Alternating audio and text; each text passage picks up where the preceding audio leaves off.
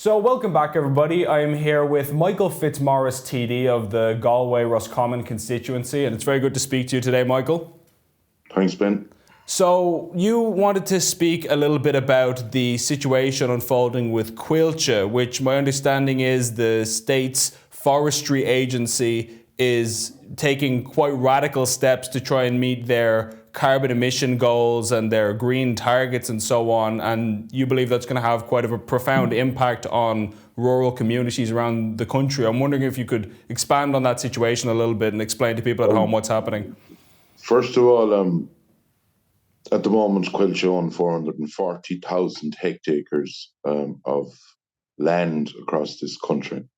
So I don't think they need to be overhung up about carbon emissions and reaching targets. They are alleging at the moment that it is their wish to help the state in reducing emissions. But ironically enough, if you own 440,000 hectares, it's unusual that you'd go into managing forestry for somebody else. And what will happen is that they're intending to purchase, and it will be I would call it the investment company or vulture fund, if that's what you want to call it, that will purchase the land.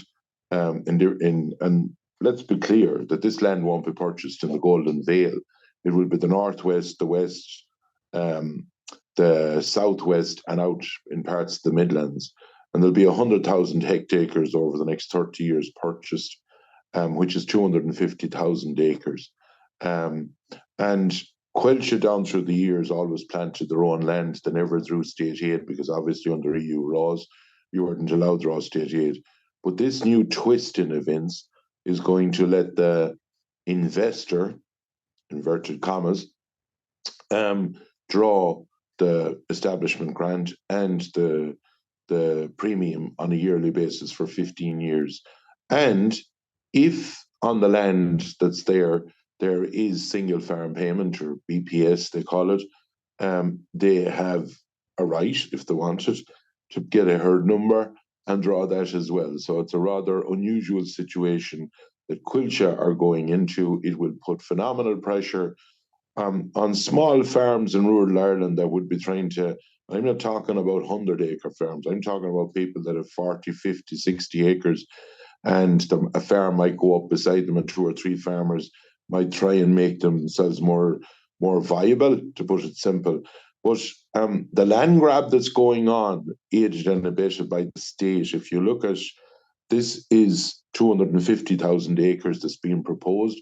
On top of that, you have a nature restoration directive being proposed in Europe, which is looking at 870,000 acres. So what we are facing in those areas, and it is in the areas that I mentioned already, is 1 million acres will be basically taken out of production. And in my opinion, it's probably one of the greatest land grabs by both the EU and by Coillte. But on top of that, what will it do? It will leave basically a theme park in certain areas, and it will drive some families out of living in the rural areas. And then it will end up leaving some rural communities unviable. Because I read an article about this in which it was claimed that by having a British company purchase all of this forestry land, it would drive up the cost of land in other areas, that if you're a farmer and you want to expand your business or whatever, that it would actually push it out of your price range potentially. Is that true? Are you hearing concerns like that from farmers on the ground? Yeah, they don't make more land, to put it simple. It's the same in rural areas. And at the moment, you have the farmer obviously looking to try and keep the land or keep cattle on the land. Some of that land might be rented, some of it would be owned.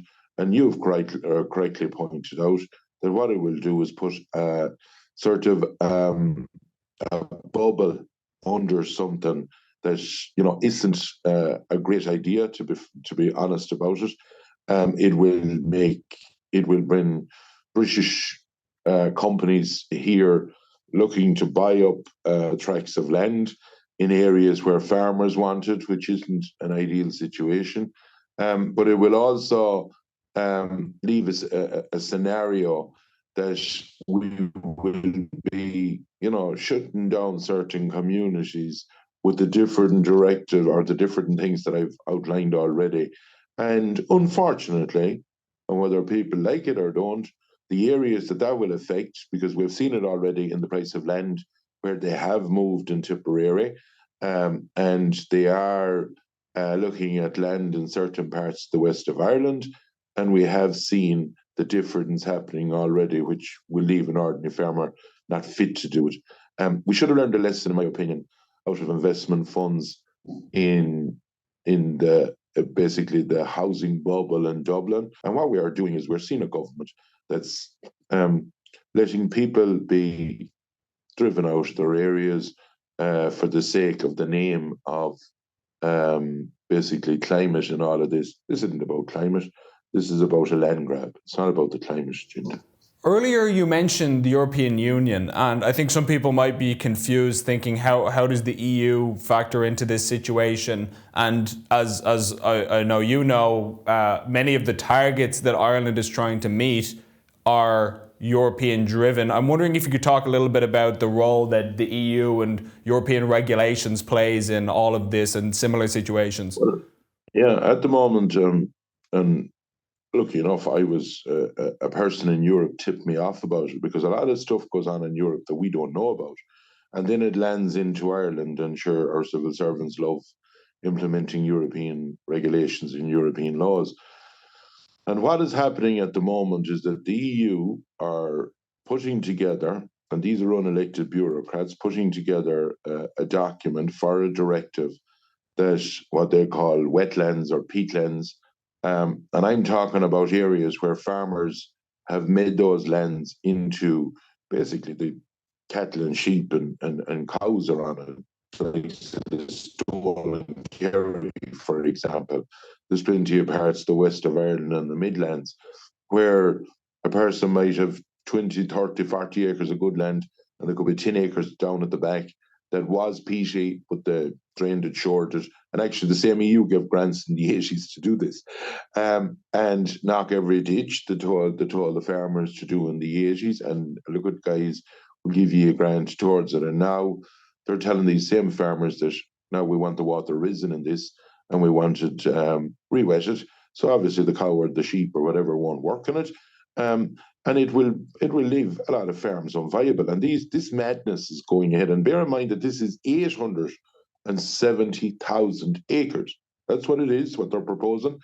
And a lot of that will be what we call agricultural land that was drained. That's the terminology. And it will leave a lot of farmers. Look, Irish people need to wake up at what's going on, in my opinion, for the simple reason it's nearly one of the greatest land grabs ever. But on top of that, as you rightly pointed out, the EU are bringing in figures, I would call them, about what targets that we have to meet for X, Y, and Z. We're signing up to certain things. If you put a blanket over Ireland, we still wouldn't make one difference or any damn all difference in the whole of the world. And if you look at the main polluters around the world, you'd swear that a 0.5% in the whole lot of the peatlands of Ireland of someone cutting a bit of turf, or our cows that they're allegedly are burping or farting or whatever they want to say they're doing. At the end of the day, Ben, if we keep going down the road we're going down in Europe of reducing the numbers of livestock, we'll end up that there'll be starvation. Europe won't be even self-sufficient. And where are we going as a society? Where are we going as being part of Europe? And where are we going in the whole ethos that if we're good at producing grass-based beef, well then do it. We're not good at growing maize because we don't get the weather for it. We're not good at growing soya. So whoever is good at that should be able to do that. And that's how you do things efficiently. But these guys believe that on the side of a mountain that you'll grow maize, some of these green people in this country, they believe that you'll grow, barley or oats on the side of a mountain. They're delusional. Your constituency is Galway Roscommon, and so when it comes to the offshore kind of wind farms that the government are talking about to meet some of their green targets, there has been some controversy among fishermen because all of these kind of wind turbines, they say there's a risk that they could disrupt the business of fishermen because some of these are supposedly in kind of the fish's spawning grounds and some of the prime catching areas.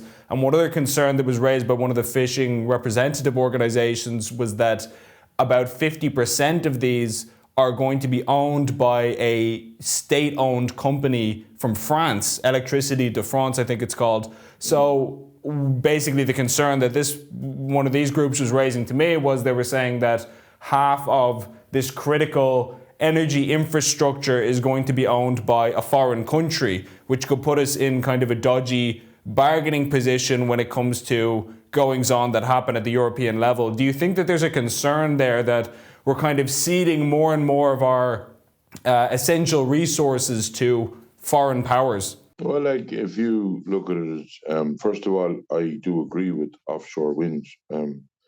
Because it's probably, if you look at it before Christmas, there's a lot of wind turbines around the country. They never stored for probably 2 or 3 weeks. You'd hear all this bravo about wind, what you'll do and what you won't do.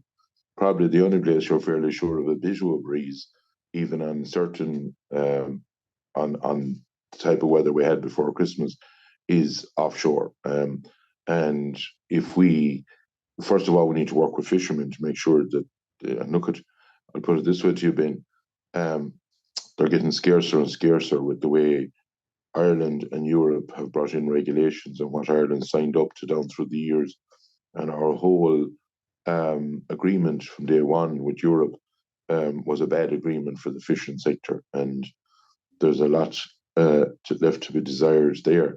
But on top of that, if you look at Ireland, we had sugar beet here. Everyone was told, well, we should get rid of that now. The third world countries are going to be able to grow it away cheaper. What happened? Got dearer. Obviously, everyone knows about our gas, and that it has ended up that Ireland hasn't benefited. Yeah, okay, we'll be able to use a certain percentage of it in our houses, but in the line of any monetary benefit, it has been fairly small. On top of that, as you've rightly pointed out, that in the line of the offshore wind, there was companies actually in the west of Ireland that ran away because they saw our planning's situation. If you learn anything, there's energy, be it electricity, be it fuel, and food, is crucial for any government to make sure that they can basically have their hand in it. Because if you haven't, you're like a bird in the nest. You're waiting for the worm to be dropped into your mouth, and that's a dangerous place to be.